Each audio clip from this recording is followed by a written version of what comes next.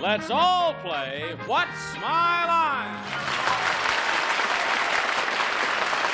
Now let's meet this week's What's My Line panel. First, that popular TV panel member and great game player, none other than Soupy Sales.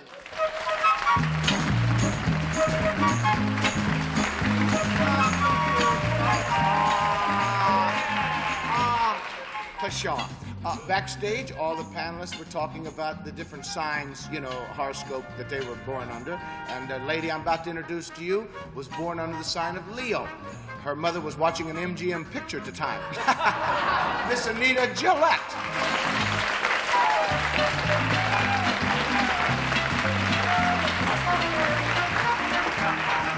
Oh, nobody's going to tell about you. He's a Capricorn and goat. We don't get along at all.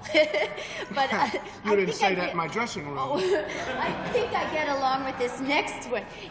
Mr. Bennett Cerf is a Gemini, and I've only seen one side of his personality. I don't know what the other side is, but here he is, Mr. Bennett Cerf.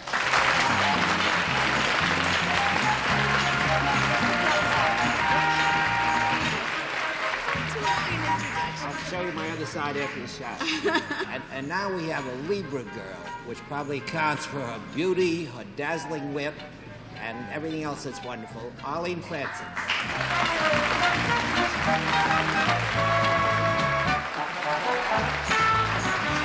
That's nice. Since you're a Gemini, you compliment Libra. Did you know that?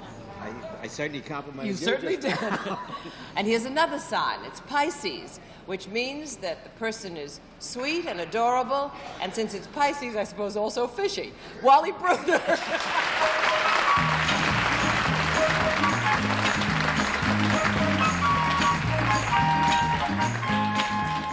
Well, let's see. That means we have an old goat, a lioness, a twin, a fish, and someone to handle the scales of justice with the Libra, which is Arlene. That's true. But thank you, Arlene, and welcome to What's My Line. During the next 30 minutes, you'll meet some interesting people engaged in the most unusual occupations, which we hope will baffle our panel of experts. And in addition, the panel will face a mystery celebrity guest just a bit later on. But now, panel, are you ready? We're ready. Yes, Ready. Mr. All right. Let's meet our first challenger. Would you enter and sign in, please?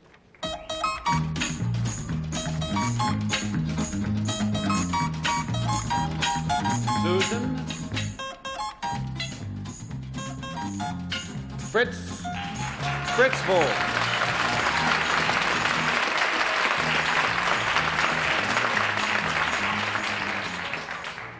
Sue Fritzvold, right? Yes. Where are you from, Sue? Tacoma, Washington. What is your name? Is it, It's Norwegian. It's Norwegian, all right?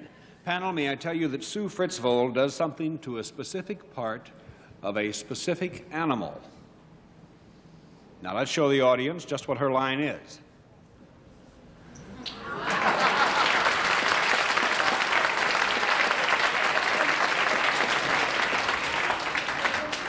Now, I'll remind you she does a certain thing to a certain part of an animal, and let's begin with Soupy. She does a certain thing to a certain part of an animal. To a certain animal. This animal that you do something to, is it, when you do this to it, Susan, is it alive? Yes.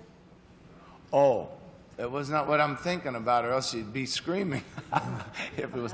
Now, is this animal you do a certain, is this a four-legged animal? Yes. Is this animal bigger than a dog? Yes. Would this animal be a horse? Yes. Oh, wait a minute. No, I'll wait about 5 seconds, but a minute. Okay.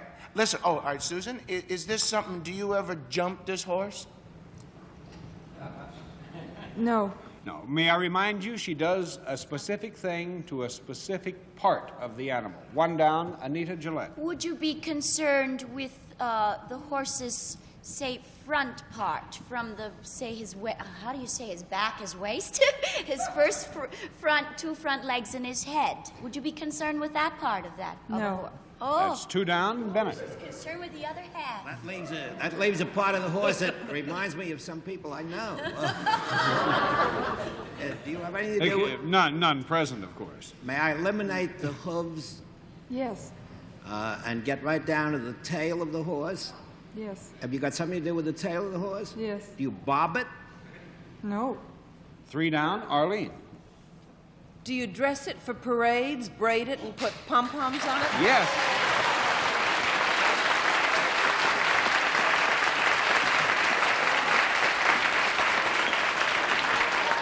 And Susan has been braiding horses' tails for the past 2 years at horse shows during the show season. She's now a freshman at Washington State University in Pullman, Washington. And you also braid manes, I understand. Yes. But we were playing particularly for tails at this time. Why do you braid them? It's required for horse shows in hunter classes, and when you're selling a horse, especially thoroughbreds, it accents the good features of the horse. I see. When we were on the farm, all we ever did was pull the burrs out of them. You know, we never went in for burrs. Well, isn't it? Don't you feel a little strange standing? I guess you have to Yes. stand behind the horse, and isn't it a little dangerous? Oh, sometimes it can be if they don't Kick. like you and want to kick you. Do you or- shackle the horse or anything before you do that? He's usually tied up. But his hind feet can No. kick. Yeah. Well, you know, it's an interesting job, Susan. Are you going to continue this in the future? I plan to go to more horse shows during the summers, but I can't while I'm at school. Right. Well, you didn't stump the panel nor win the game, but you were a very nice person to have on What's My Line. Thank you. Sure. Did you meet the panel, please?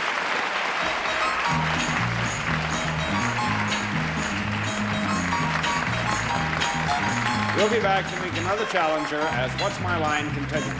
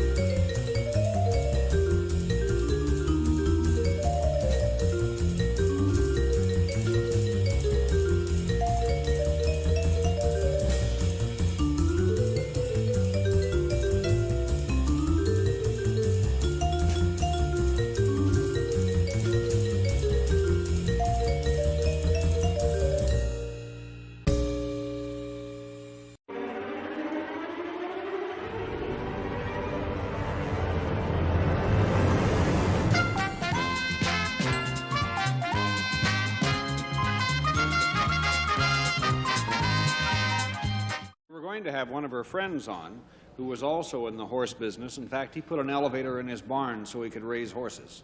But he couldn't come today. Bennett, sir, he's stealing Let's move on, though, and meet our next challenger. Would you enter and sign in, please?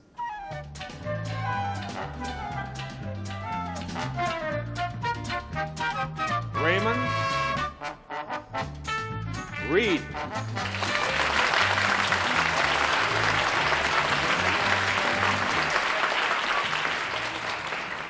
Mr. Reed, where are you from? New York City, Wally. All right. Panel, may I tell you that Raymond Reed deals with a product which was once used only by children, but now grown-ups have started to use it as well.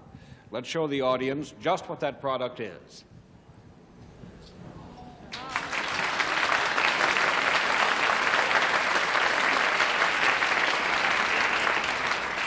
Now remember, it used to be children only, but now it is not the case, and we'll begin the questioning with Arlene. Thank you, Wally. Is this product something you can hold in your hand? Yes. Is there something pleasurable about the product? Yes. Well, from the standpoint that it is not Well, I didn't. painful, so from that standpoint, we'll say it's pleasurable. Is it anything that comes in contact with the face in any way, any part of the face? No. One down, Soupy. Well, you say it used to be popular with children, now it's popular with adults.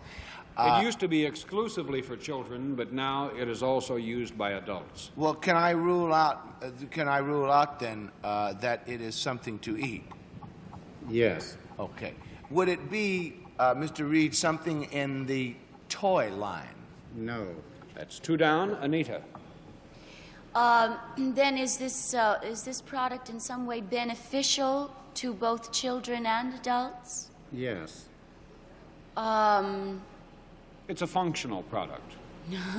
It's a functional product and was primarily used by.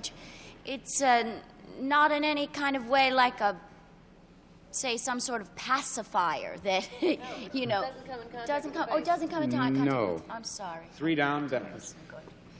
Mr. Reed, you've said that this product does not come in contact with the face, but does it come in contact with any other part of the body? Yes, sir. Yes. Would the part that it comes in contact with be below the waist? You mean limited to below the waist? No, but for the most part. Yeah. Yes. Partially. Is the product ever attached in any way to a part of the body? No. Well, from the I would have to say, in a sense, I think, yes, it is attached to the body, meaning that it doesn't fall off. Yes. Yeah. Yes. But if it were principally attached to some part of the body, would it be below the knees? Yes. Would it be below? As well as not higher. Yeah. But would it be often used below the ankle? Yes. Then it's something that is connected with the foot in some way or other. In addition to other parts. Other parts of the body. Has this product got any moving parts, such as wheels? No. It has some moving parts, but not wheel. Four down, Arlene. Oh, it has moving parts. Oh, no, I'm joking. Oh. You'll see what I mean. Is it in any way, could it be considered apparel? Something to wear? Yes. Well, it certainly isn't diapers. Is it, Only if the pen would slip could it be a diaper. only if, what was that? Only if the pen would slip could it be a diaper. If the pen would slip. No, after Bennett's Oh, the description. pen would slip. Oh, I see. Is, No, strike that. is it seen when it is worn? Yes. Is it anything in the leggin family? No. Five down, Soupy. But it is seen when it is worn. Yes, it is. Is it worn in one kind of weather more so than in another? Like No. I don't really think it is. Six down, Anita. I have a wild idea, but I don't know if it is or not. Try it. Oh, could it be those Dr. Denton pajamas with... Yes.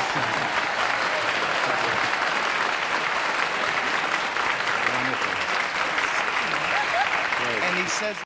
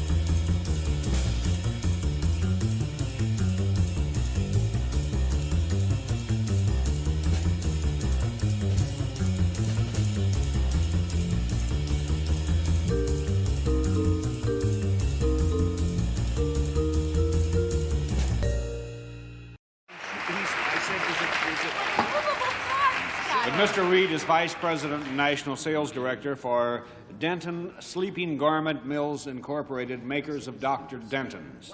And, you know, those are the ones with the drop seat and the enclosed feet. And Dr. Denton's have been pretty much the same for a pretty long time. Yes, they have, Wally. The original designs are still in demand today, and there's been some changes, modern colors, but however, the original designs with the feet and drop seat are still in demand. And that, of course, was a moving part I was talking to you about earlier. But I have, you know, the original design of the Dr. Denton's is already in the Smithsonian Institution as an example of early American clothing. That's right. It's been in there over 20 years. And we have one of the original Dr. Denton's here with us today, and we'd like you to see it as worn by the lovely, glamorous, and beautiful Connie O'Neill.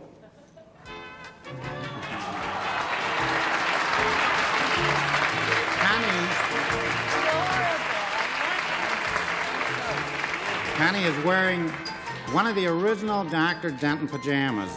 It is made of unbleached cotton and part wool. If you'll notice, it's footed. Connie, would you turn around, please, dear? And it has a drop seat. And in most cases, the children outgrew them before they ever outwore them. And it had rubber buttons in it. Rubber buttons, that's correct. Oh, thank you very much, Connie. And now I think we'd like to show you what a big girl looks like in the present-day Dr. Denton's, and here is Jennifer Wood.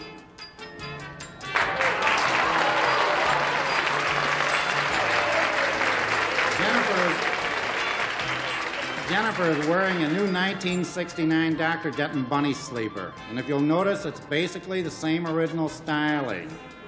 It has feet, drop seat, and it comes in sherbet colors. Is it comfortable, Jennifer? Comfortable? Well, thank you very much, Jennifer and Connie. We're delighted to see the latest Dr. Denton. And thank you, Mr. Reed. Anita stumped you up and you didn't win the game, but we were very pleased to have you on What's My Line. Well, I'm glad she did. Thank you, sir. Thank you, Wally.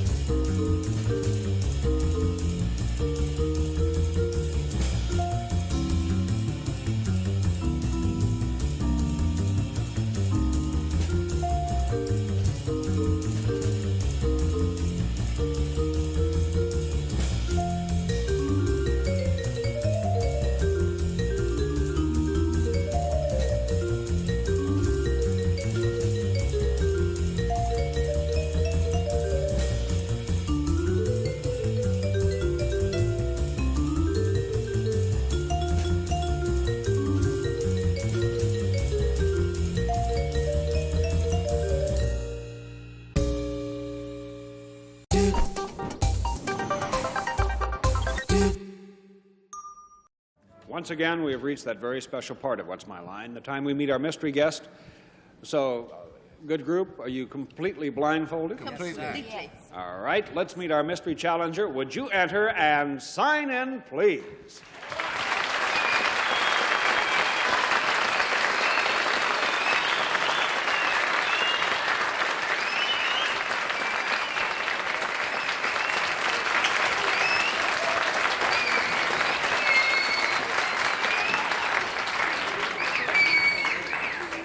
right, panel, it's one question at a time. I'll give you 3 minutes to try and establish the identity of our mystery guest. And let's begin the questioning with Bennett Cerf. Are you a person whose name appears frequently in the amusement columns? In the, I beg your pardon? In the amusement section of the newspaper? Amusement theater, this type of thing, Wait. Yes, that was a yes. Was that a Yes. sound What was that? or of mechanical failure? I meant yes. That's a yes. Yes. Arlene? All right. Are you primarily known for your work in television? In a way, but there's another area too. Soupy. That's not Clarence the Cross-Eyed Lion, is it? I'm not hearing anything except a Well, name. take the blindfold off your ears. It's supposed to be on your eyes. Oh, now he tells me. Are you known throughout the world as a singer? I guess you could say that. Anita. Are you currently appearing at singing somewhere around New York now? No, I'm not. Bennett? Have you got a husband who also raises his voice in song occasionally? No. Arlene? Well, are you associated in any way with the Broadway theater? Yeah. Soupy. Are you doing a Broadway show right now? No, I'm not. Anita? Were you in a Broadway show in the last year? No, I was not. Bennett? You weren't? Have you been in a motion picture in the past year? Yeah. Arlene? Is the picture playing now on Broadway? No. Soupy? Are you currently on a television series? Yes, I am. Anita? Oh, boy. I know. Could it be Florence Henderson? Yes, it could be.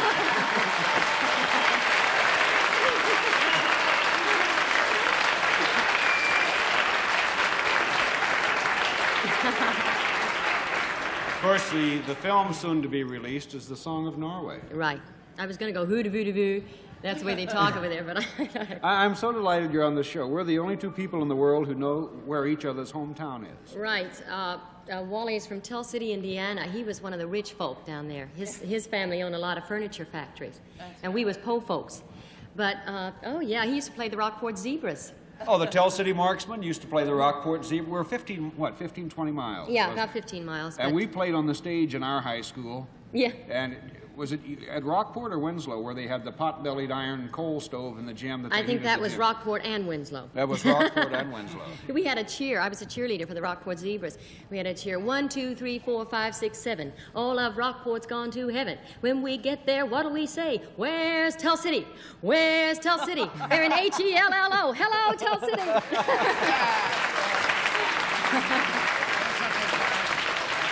I'd rather hear you sing The Sound of Music.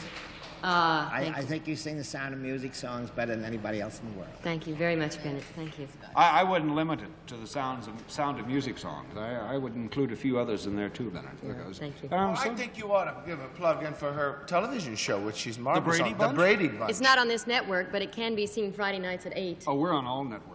Oh, good. Then it's on ABC. 8 o'clock all across the country. No, it's a different time in every city, so check your book.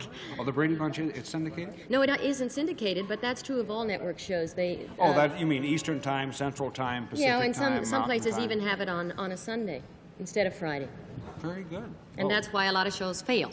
Do you ever get back to Southern Indiana? Oh yes. I went back about a year and a half ago and did a big benefit for the Benedictine nuns and priest Ferdinand and St. Meinrad. And St. Meinrad. Yeah. They're quite an establishment up there. Marvelous. Yeah, they raised me. They raised you Yeah, up there. sure. And in Owensboro, Yeah. Kentucky. Well, I'm very big down there. Jack Parr, I said I'm from Indiana and Kentucky, and Jack Parr said the wind must have been blowing very strong the night you were born. So, Well, we're practically Kentucky.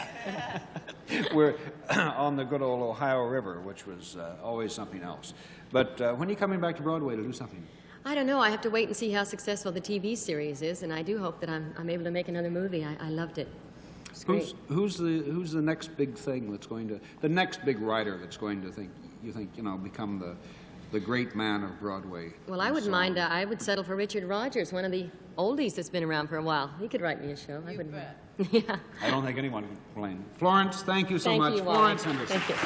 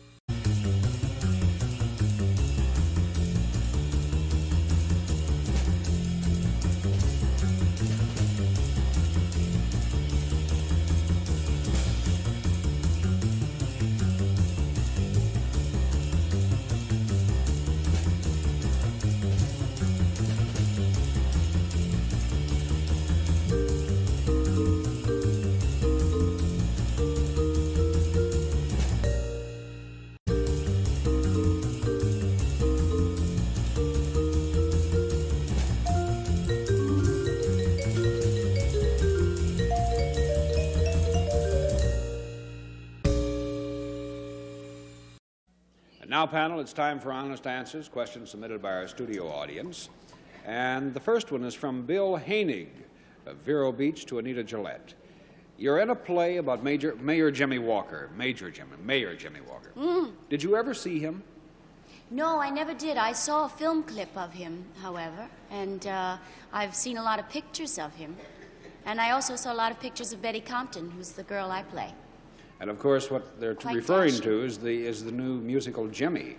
It's at the Winter Garden. That's right. On Broadway. That's right. And it's very Going good. strong. Going strong. And from Mrs. Cora Baker of Holmes, New York to Soupy.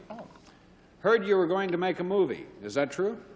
Yes, well, before that, I'm going to make a couple of shorts, size 32 and 36. Thank you, Paddle, for your honest answer.